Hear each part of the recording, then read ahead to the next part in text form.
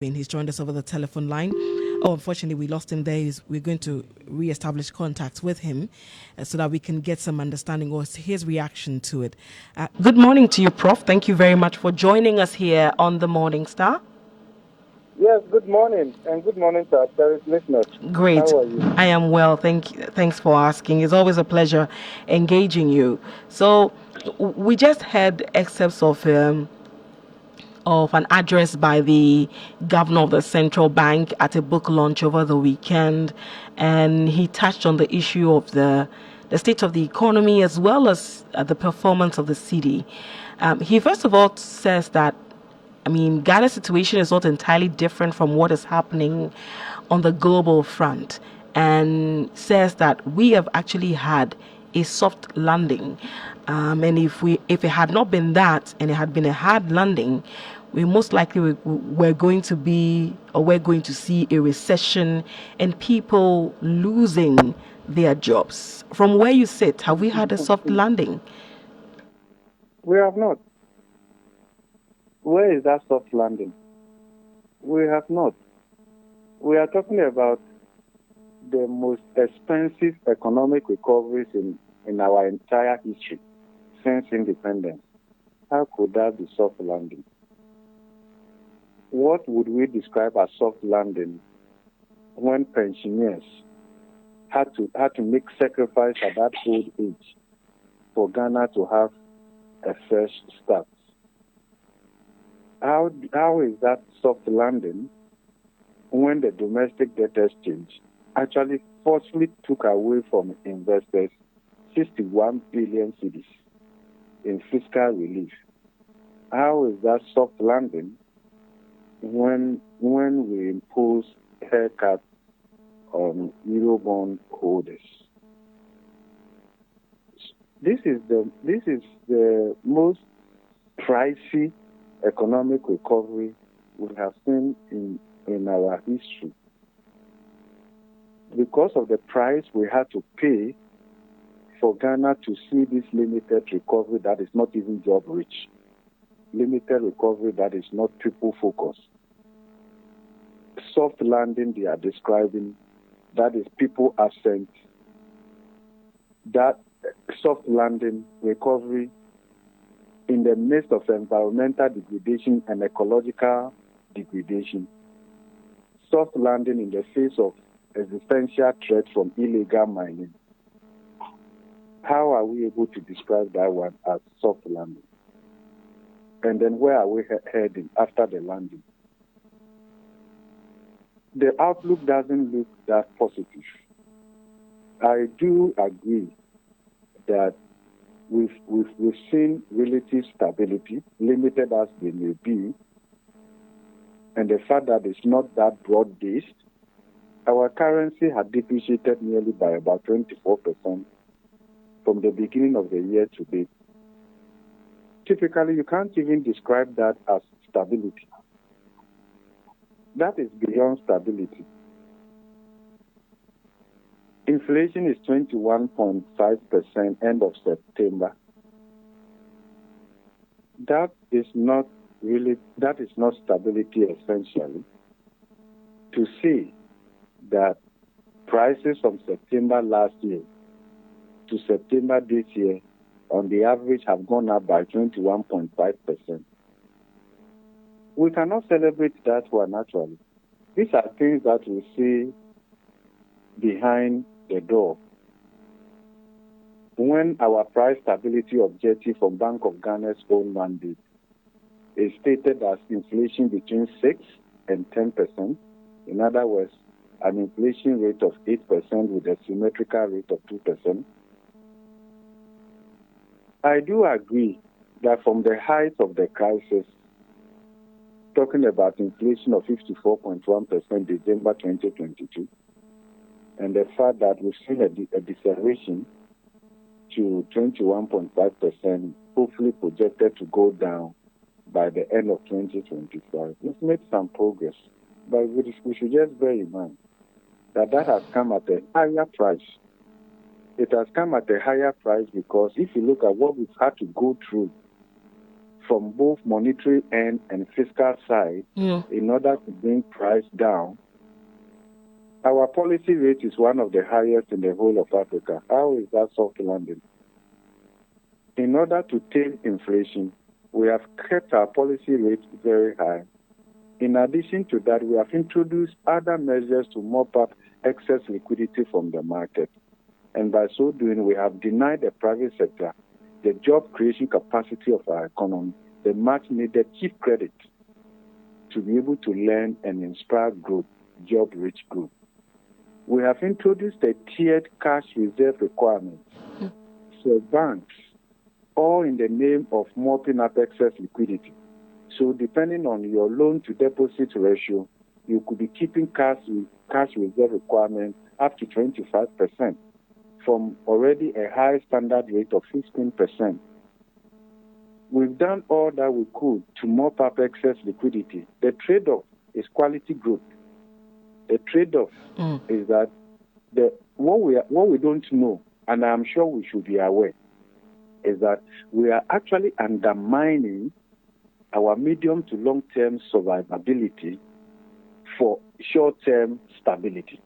Because the stability we are talking about and celebrating has come and is coming at a higher cost at the expense of medium to long-term viability of our economy.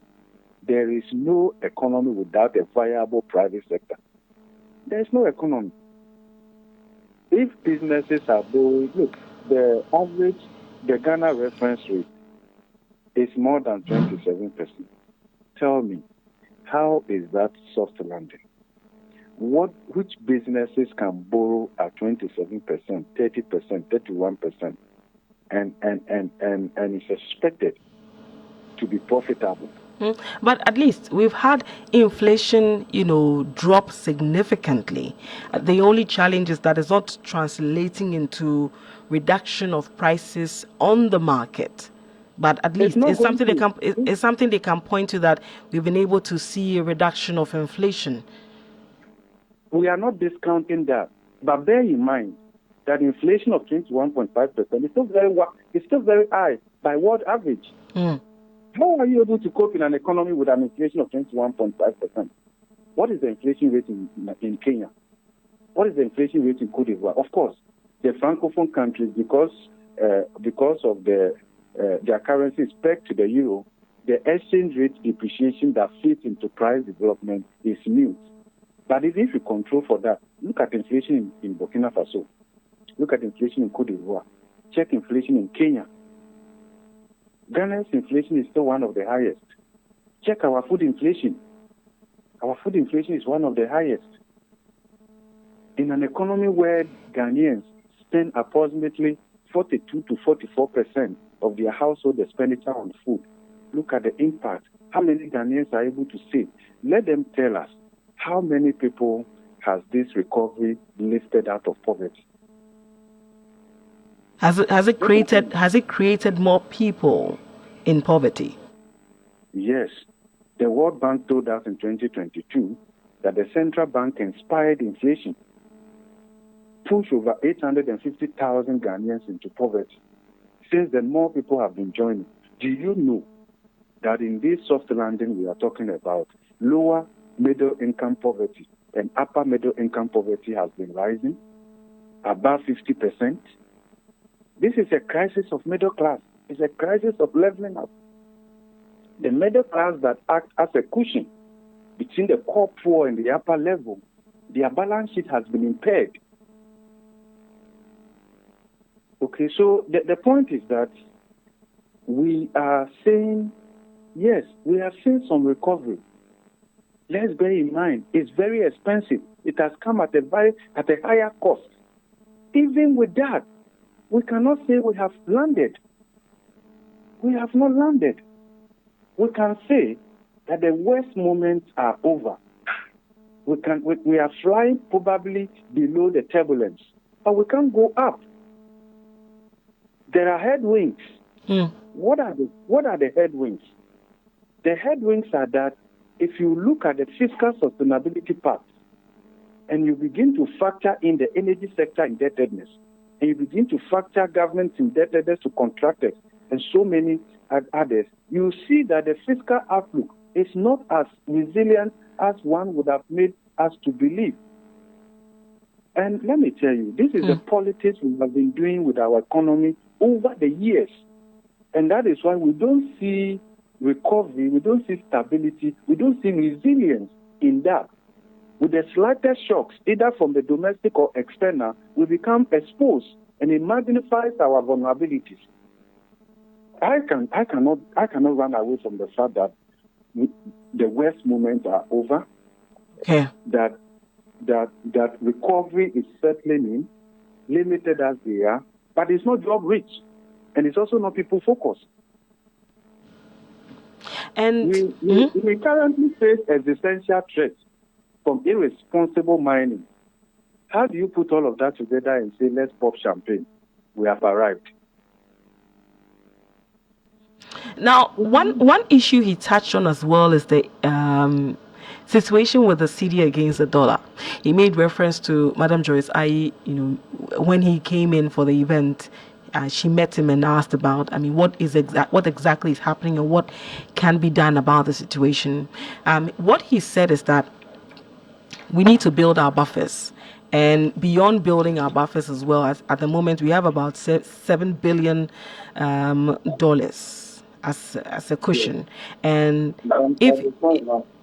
yes, and he says that if he wants to reduce the cedi to the dollar to 10 cedis today, he can. But then again, what about tomorrow? But essentially, we need to be building our buffers. Precisely. Any central bank governor can decide to reduce the rates, right? Burn it through your reserves. But that's not management. That is not management. And if it was possible, you think the governor wouldn't have done it long ago? He would have done it and take the credit. We are talking about your currency currently around 17 or so. But of course, I admit the challenges. And on the average, in as much as the central bank has worked hard over the years, okay, the problem has come largely from fiscal recklessness. Okay.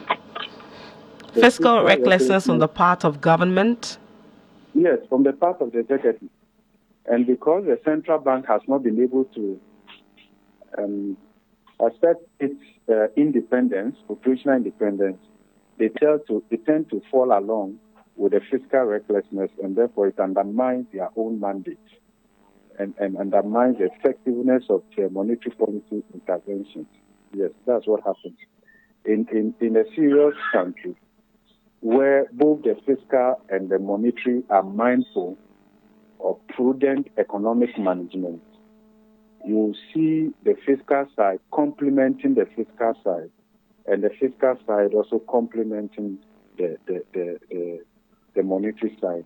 But in our part of the world, because of fiscal recklessness, we are unable to pursue monetary policy to complement as complementarity to fiscal side, and therefore the monetary policy is being pursued as subordinate to the fiscal side. When it happens that way, there is no way you can deploy your monetary policy effectively to reduce inflation and then engineer growth. That is the kind of dilemma the central bank is confronted with. And I believe that part of management is to be moderate in how we celebrate limited success that may not last. And in listening to the governor, do you get the sense of urgency that is required for this particular situation, especially for the cedi to the dollar, because that is what a lot of people deal with on a daily, and so they feel it when the depreciation is, when we see the depreciation happen. Do you see that urgency on the part of the governor to address this particular issue? I think it's not only the governor. That is the disconnect between managers of our economy and then the reality on the ground. Okay, because our policy prescriptions are not people-focused. And actually, we actually don't track that necessary to inform our comments and our feedback and evaluation. Okay, so for instance, in our part of the world, a government can hold a press conference and say, we've done so well because the economy is growing. Meanwhile, poverty is rising, inequality is widening. Unemployment is increasing. Okay, to the extent that, well, my comfort zone is protected. My purchasing power is protected because of where I work, because of the leverage I have. To the extent that I am okay, I don't feel it. I don't care how the ordinary Ghanaian finds the situation. Okay, let's say you are well. How you feel is immaterial and all of that. I think that disconnect tends to affect us the more. And if we're able to align our development with the people on the ground, the ordinary Ghanaian, when we see progress, we'll be a bit moderate in how we celebrate it because we will know that it hasn't gotten to the next guy on the street. It's not impacting the unemployed. We have not created decent jobs, especially in the formal wage economy. It's not peculiar to only this administration. Yeah. Over the years, this is how we tend to celebrate our success, even if so many people are left behind. And that's what we see. We drive in our V8 air conditioned, probably with motorized, whatever, and we see the poor on the streets selling and bearing the branch of the sun only to make maybe 5 cities or 10 cities. And later we'll go and tax them through e-levy when they send 200 Ghana cedis or so here and there. So and we are protected. Essentially, they are insulated from the problems. Check 2022, when inflation was at its height. Check Bank of Ghana salary structure. What we have been doing in this country is that institutions that have the financial resources are able to insulate themselves from the harmful effects of the economic deterioration. They do so. The only people who have won from all these crises are essentially people in government and managers of the economy. They did not sacrifice. They didn't lose anything. You know, speaking of how we usually would bandy numbers about, irrespective of which government is in office. I mean, we hear it whenever there's a government in power, which of the parties are to. They talk about how X number of jobs have been created, among others. Yesterday, the vice president and flag bearer of the NPP, Dr. Mahmoud Bawumia, in his engagement with the youth, reiterated or said that they've created 2.6 million jobs in the yes, 2.6 million jobs under their tenure. And all these people are paying taxes. I mean, there are no details apart from the number. Yeah, you know something? Go and check with Ghana Revenue Authority the number of Ghanaians who are in their database as earning direct taxes payee. And if they had 2 million, and now government has created 2 more million, then it means that in the tax-paying population, direct income tax, we should be looking at something about 4 million Ghanaians who are paying direct income tax in the form of payee. Go and check. And it should impact our revenue envelope substantially. So let me give you further details. If these 2 million people are in the formal wage economy, it should impact our revenue envelope. It should impact our consumption basket. Let me give you some of the details. It says here, Dr. Bawumia cited data from the Social Security and National Insurance Trust, SNIT, and other sources indicating that the government has created approximately 2.6 million jobs, with 1.4 million in the private sector and 1.2 million in the public sector. He emphasized that the achievement reflects the government's commitment to strengthening Ghana's economy and expanding opportunities for its citizens. So, that's it in relation to the to jobs creation. But it is not the first time we'll be hearing a government official talking about the number of jobs being created. It happens under every administration. I mean, Yeah. but we don't see it really reflect in the economy or even our revenue performances. Why does this continue to happen? It depends on the quality of those jobs and the wage bill they command Yeah.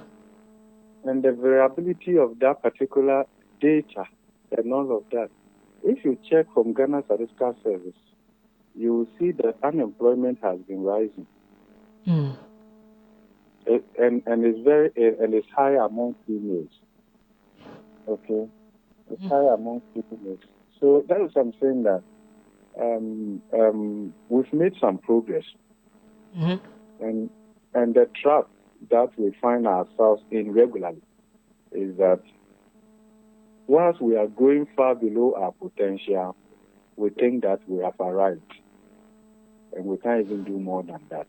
So we are overly celebrating the little achievements. To us, average is outstanding. Oh,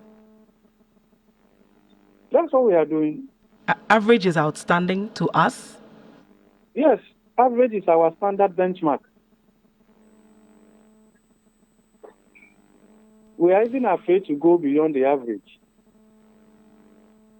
But the reality, and particularly we have said this time and again, that from 2017, once we saw positive growth, even though it was not job rich, we had maintained, and once we congratulated the government then, we said that they should bear in mind that we are going far below our potential, and that growth is not inclusive.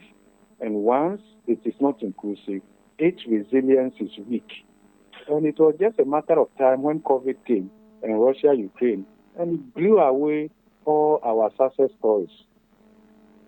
And if you check the data, you will see that Ghana between 2017 and 2019, on the average, our economy was one of the fastest growing in Sub-Saharan Africa. In fact, in 2019, do you remember we celebrated a hat trick in 2019? Yes, we did. The Kinky Party. Yes, we did. At the ministry. Maybe you were not invited. Oh, but we saw the pictures, yes. Yes, it was a hat trick of improved credit rating, exiting IMF supported program successfully, and then raising $3 billion from the Eurobond market. We celebrated this. Then it was, I think it was March or so 2019 or April, only for COVID to strike in the latter part of 2019. And here we are. So if you see post-COVID recovery, the countries that Ghana compared favorably to pre-COVID from 2017, our recovery rate has been much slower than those countries. Okay, and if you check the economic fundamental, even Kenya, where they protested recently, and you check inflation rate in Kenya, and the cost of food in Kenya is far cheaper than Ghana. I'm sure you are aware of that. You may want to even try it as an example. Just go to Kenya and eat at a restaurant, and come to a proper place in Ghana and eat 3 square a meal. It will cost you far more than it will cost you there. You may have to take a loan in Ghana to be able to fulfill the 3 square meal a day. Now, the last time we engaged you and we spoke about, the next year, whichever government takes office, whether it will be a challenge or otherwise, because most of them are making a lot of promises. But here we are that we have had our debts payment postponed. Most of them are going to kick in between 2025 and 2026, among others. And you had mentioned that when you look at the manifestos, they all don't seem to factor in how tough the next year or two is going to be. But it's been quite a while since we spoke, and we've had the leading contenders, speak about the economy from time to time and all that. Do you see a change in stance? Do you see an instance where in their pronouncements they are taking into account how tough 2025, 2026 is going to be? No, not at all. Our democracy is one of the politics of promises. Okay? It's politics of promises. And Ghanaians should be very careful because disappointment lies ahead. Okay? We don't have the fiscal space to implement a number of the proposals that the political parties have put out there. They cannot. And they know. The political parties, they know. They know the realities on the ground. We are unwilling to admit so because it's politics of promises. It's not a politics of fulfilling our promises. It's just to make the promise to get the votes. Yeah, that's all. That's all. And it's not like the Ghanaians are able to hold politicians accountable to their promises, both in terms of quantity and quality. I said in this country, average is considered outstanding. So when we even say that Free Senior High School is working, we can't come to terms to say that, look, quality-wise, we are not there. We may have checked the box in terms of quantity, but that alone is not sufficient to realize the democratic dividend from our youthful population. You understand that? So, and then if you look at the manifesto, they are also heavy on tax cuts. Yes. We know that the COVID tax, there is also the e-levy. I mean, those are the dominant ones. Yes. For their nuisance, they should have even scrapped them long ago. You understand that? And scrapping COVID levy and e-levy would not overly break our budget. It will not. And because the reason is that this is a nuisance tax, you could eliminate it and rather generate growth and consumption. And that would also impact your revenue envelope. Okay. And then also... So you're saying that scrapping e-levy and COVID tax will not significantly impact our revenues? The impact will be there. We know the projections. Okay. But when you also estimate the harmful effect of that tax handle, the sacrifice and the trade-off and all of that, if you eliminate it, you actually enhance growth and you enhance consumption, which is also good for the economy. Okay. So you should not just look at what you are losing, but you are looking at what elimination of those tax handles will promote. Okay. Because at the end of the day, the most effective way of managing your debt is to grow your economy. The most effective way of raising more revenue is to grow your economy. And growing your economy is not just the way we have done it. We must be intentional about growing a taxable economy. Since 1992, we have not grown a taxable economy. We have not. And it's also because of lack of attention we have paid to critical sectors of the economy. Do you know that agriculture contributes almost 26 or so % to our GDP, but the tax potential from agricultural sector is less than 1%. Hello? Yes, I'm here. Yeah, the tax potential from agriculture is less than 1%. Because we have not made substantial investment in that area. We haven't prioritized the area. Precisely. And we are not looking at approaching it with a business sense, okay, and link that to agribusiness and agro-processing in a more formalized way so that we can derive substantial tax revenue from there. Compare that to Cote d'Ivoire. The agriculture sector is largely diversified. Even cocoa that we export and brings us foreign exchange. Look at the dwindling trend in the cocoa sector because of illegal mining. We have not even diversified. How many crops have we added to cocoa from the agriculture sector? And compare that to Cote d'Ivoire. Not much. Cote d'Ivoire is preserving their water bodies and ecological ecosystem. Look Re- at how Cote d'Ivoire is doing it. And look at what Ghana is doing.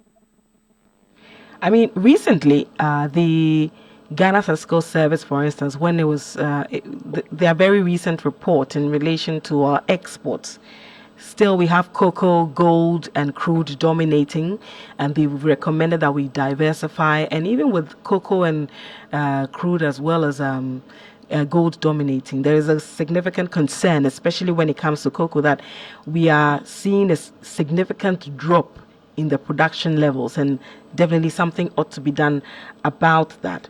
But then my final question would have to do with the trading of questions we've seen from the two leading contenders in relation to the economy and other issues, but the economy is dominating, where they point to the fact that economy will be a major decider going into the polls.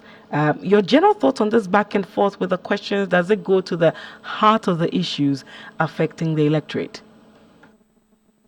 Well, it's one full of promises. It's in our deeds that we differ, even among the two main political parties. So, on one breath, you tend to get a sense that politicians are aware of what the challenges are. Because during the campaign, they connect with the ordinary Ghanaians. Mm-hmm. They will visit every corner of this country. So politicians are able to access every place in this country much more than the head of a church with a presence across the 16 regions. They want the votes, they will come. But the point is that after the election, how long does this sentiment that they carry from the ordinary people from the ground during their campaigns, okay, how long does it last in their memory when they win power? We are okay to tell Ghanaians how expensive kinky is in an election year. But when that same party comes into power, how often do they refer to that same kinky? You understand? So in opposition, they are in touch. When in government, they are out of touch. They are out of touch. The only time they realize that they are losing touch with the people is when the next election is coming. So you check the MPP manifesto. Check some of the promises they've made over there. It tells you that there's an awakening now that there's a disconnect. There is a need now to reconnect. We need the votes. So if you check those promises, why is the MPP talking about coming to abolish e-levy? Because they are leaving. Because they are leaving power. The reality is now setting in. Because they've seen the impact that has made and the probability that it could affect their political fortune. It's about self. You can see the MPP promising that they will take care of the elderly. Oh, after they are picketed at Ministry of Finance. You also see the same thing in the NDC manifesto run up to 2016. You know what dominated the political campaign? We are moving the economy from taxation to production. That was the campaign mantra of the NPP. The NDC at that time didn't see it that way. But what are we all seeing now? Both parties agreed that the economy is overtaxed. And both parties are promising of moving the economy once again from taxation to production. After the NPP said they were moving it from taxation to production. The NPP took us from taxation, took us round, and brought us back to taxation. Now they said they are going to take it again, take the stone again from where they picked it. We are just going in circles. Speaking of, the elderly, we do know that unfortunately the founder of the Kama Group of companies has passed on. He was one of the, elderly that picketed at the finance ministry in relation to the domestic debt exchange program, and he had even given an address some time back saying that a good number of their people had even passed on because of this particular decision taken by government. Yeah, we have said in 2022, you can check our record, that the crisis Ghana is going through, it will only take death to separate some people from it. Hmm? Really? We said that in 2022. Yes. Some people, it will be death that will cause them to recover from this. Let me say something. When you aid or create economic disruptions, it's very costly resetting. Very costly. When you through, there can be external factors and all of that, but when your own policy failures aid economic disruptions, is very costly trying to correct it. And the fact that you've been able to correct it at the macro level, doesn't mean that so many the people have actually recovered from it. And that is why we said that, look, the NPP, if they had taken time to look at the data, they could have set some minimum threshold above which people will be included in the domestic debt testing. And we could still create substantial fiscal space.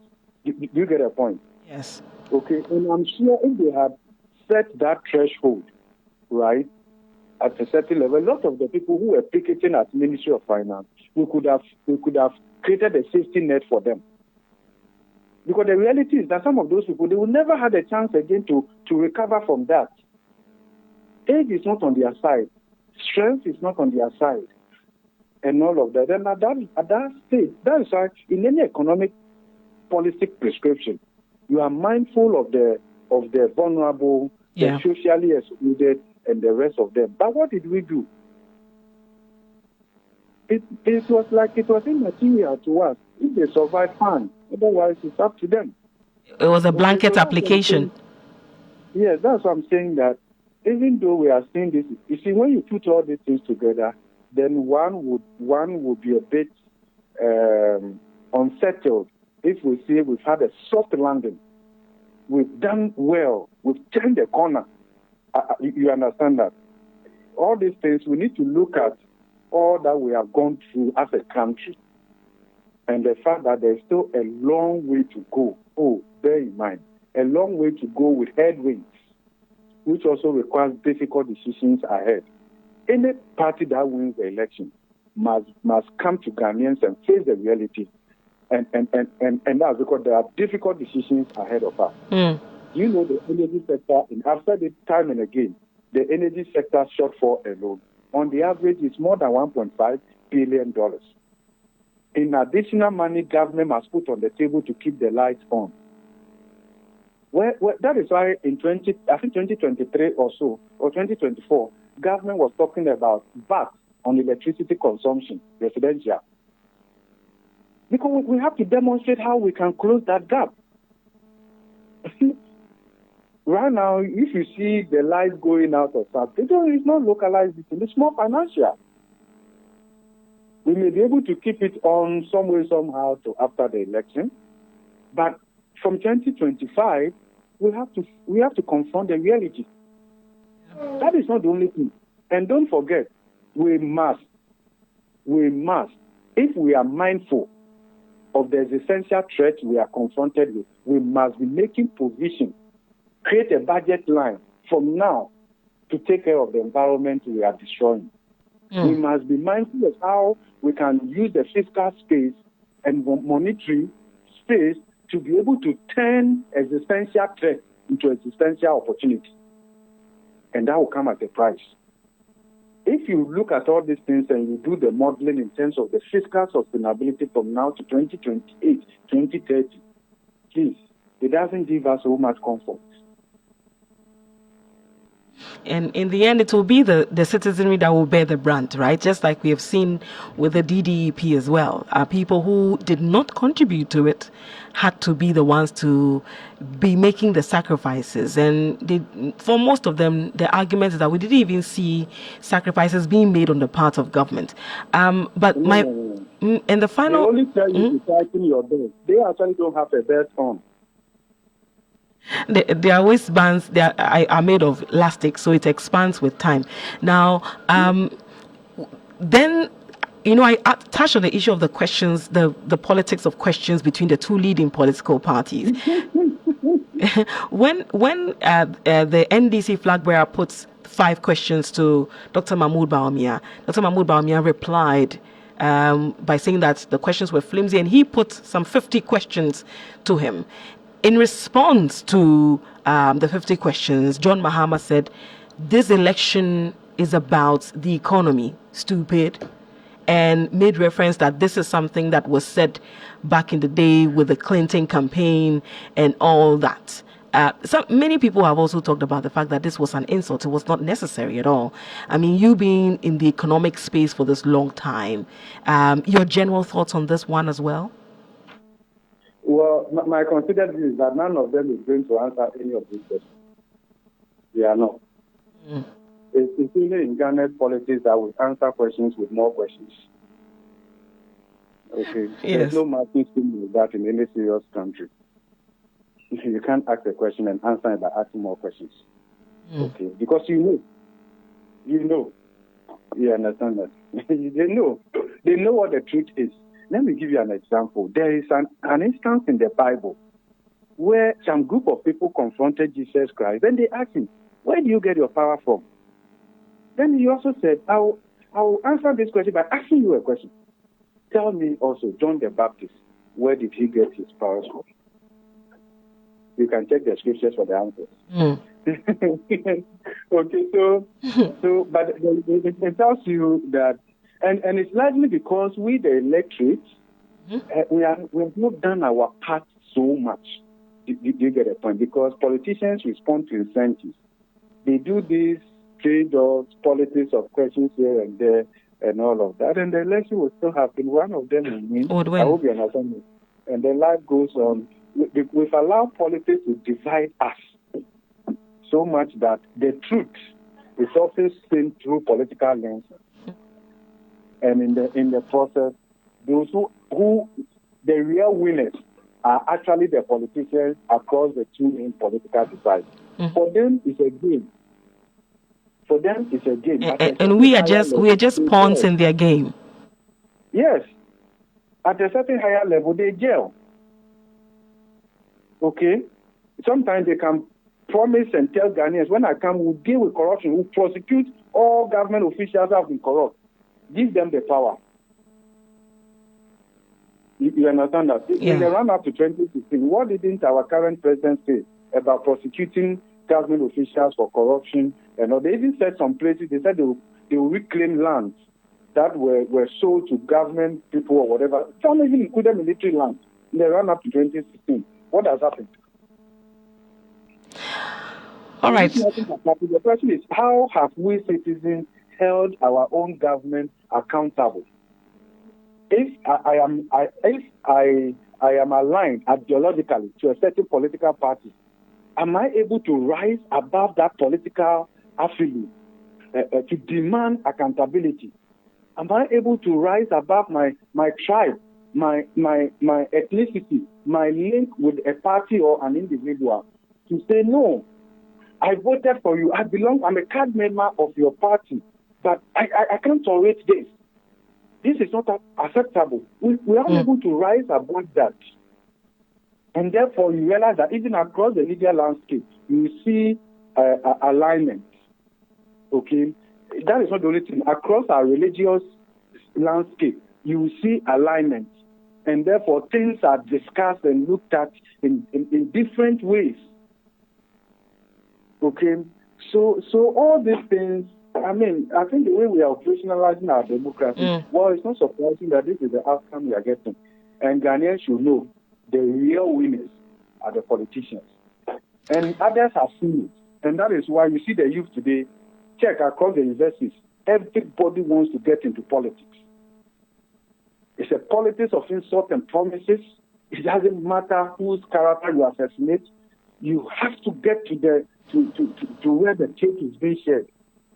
Because if you are far away from where the national cake is being shared, you can be sure that you will never get some when it is shared. And there's nothing national about the national cake. The national cake is not a party cake. Yeah. Thank you. Even the party, if you don't work hard to get to the top, you will not get some. You will not get some. And that is why anytime a politician gets a chance to take a bite at power, they want to make sure that they make it now and for the next generation.